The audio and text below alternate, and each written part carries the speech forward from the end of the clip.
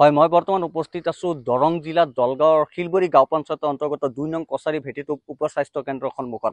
আৰু এই উপস্বাস্থ্য কেন্দ্ৰৰ সন্মুখত আপোনালোকে চাব পাৰে ইয়াতে গৰু বান্ধি থৈছে।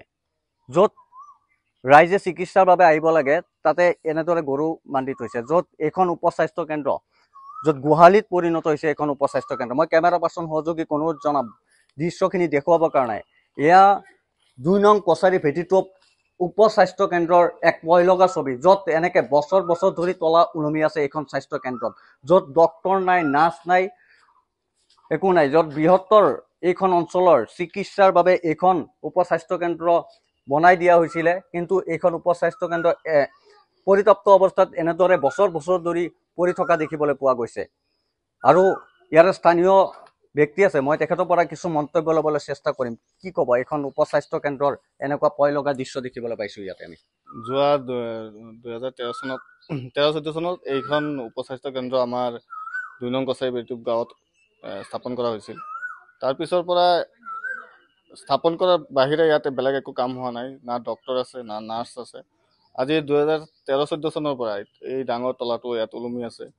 আৰু বৰ্তমান বুট বাংলা আৰু গোহালিৰ সৃষ্টি হৈছে।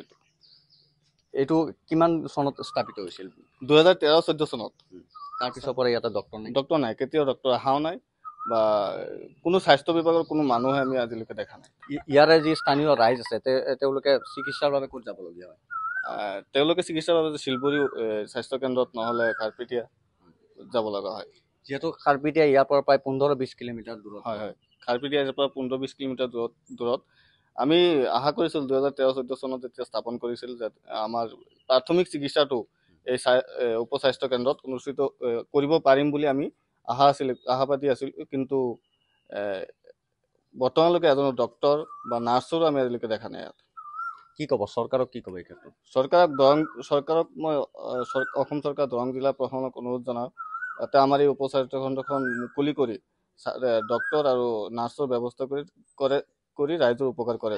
ঠিক আছে, ধন্যবাদ জনাইছোঁ। মই কেমেৰা পাৰ্চন সহযোগীক আকৌ এবাৰ দেখুৱাবৰ কাৰণে অনুৰোধ জনাম। এয়া আপোনালোকে চাব পাৰে ইয়াতে ২ নং কছাৰী ভেটিটো উপস্বাস্থ্য কেন্দ্ৰ এয়া। আৰু মই আৰু অলপ দেখুৱাবৰ কাৰণে মই অনুৰোধ জনাম কেমেৰা পাৰ্চন সহযোগীক। ভিতৰৰ দৃশ্যখিনি অলপ মই দেখুৱাবৰ কাৰণে অনুৰোধ জনাম যে ভিতৰত কেনেকুৱা অৱস্থা হৈ আছে এইখন উপস্বাস্থ্য কেন্দ্ৰত, য'ত বছৰ বছৰ ধৰি এনেকৈ পৰিত্যক্ত অৱস্থাত পৰি আছে এইখন উপস্বাস্থ্য কেন্দ্ৰত। য'ত অকল নামমাত্ৰ স্বাস্থ্য কেন্দ্ৰ আছে, য'ত চিকিৎসক নাই, নাৰ্ছ নাই। অকল স্বাস্থ্য কেন্দ্ৰটো বনাই দায়িত্ব সামৰিছে বিভাগীয় কৰ্তৃপক্ষই, য'ত এইখন ৰাইজ প্ৰায় 15-20 কিলোমিটাৰ দূৰত্বত চিকিৎসাৰ বাবে যাব লাগে। আৰু ৰাইজৰ সুবিধাৰ্থে এইখন স্বাস্থ্য কেন্দ্ৰ ইয়াতে স্থাপন কৰা হৈছিল, কিন্তু এইখন স্বাস্থ্য কেন্দ্ৰ এনেকৈয়ে পৰিত্যক্ত অৱস্থাত বছৰ বছৰ ধৰি পৰি আছে, য'ত প্ৰায় আজি 4-5 বছৰ ধৰি এনেকৈ তলা ওলমি আছে। কেমেৰা পাৰ্চন স্বপন দাস হৈছে দলগাঁৱৰ পৰা মই Monirul Islam, search the reality.